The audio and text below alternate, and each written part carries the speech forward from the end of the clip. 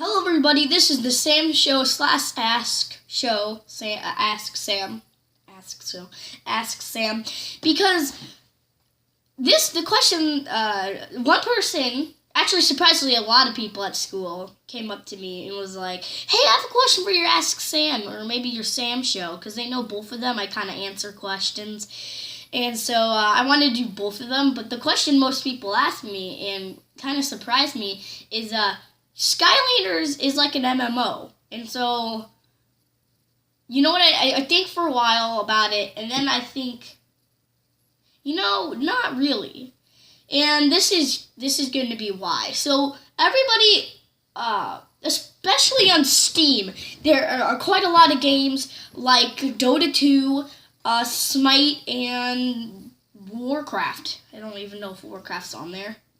But just computers and games on the computer in general, like those games.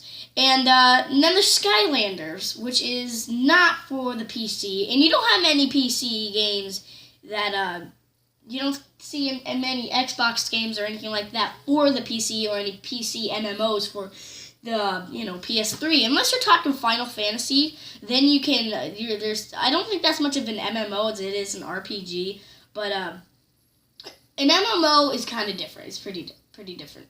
But anyways, so SkyLanders is missing quite a few things from an MMO. Like in Smite, you can actually, when you're inside a battle arena or whenever you're doing a match, you can upgrade your character, but it doesn't permanently upgrade just for that match. And you can only have a certain amount of power-ups. And that's about only 8 power-ups that you can get. Or health potions. You can only get 4 health potions or things to help you in 8 cloaks, armor, whatever.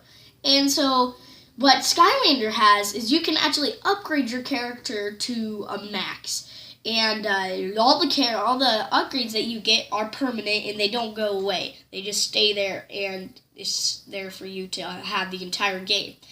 But another thing that's wrong with it is the characters. In most games, like Dota, I don't think Dota 2, but I know Warcraft, you can actually edit what your character looks like, but in Skylanders, you have to buy a bunch of figures and find the one you like with certain attacks. When in these kinds of games, you can actually pick what kind of guy you are.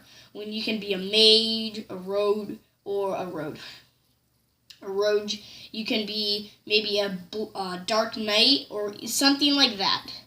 A wizard, an archer, ranger, which is the same thing as archer, just a different way to say it.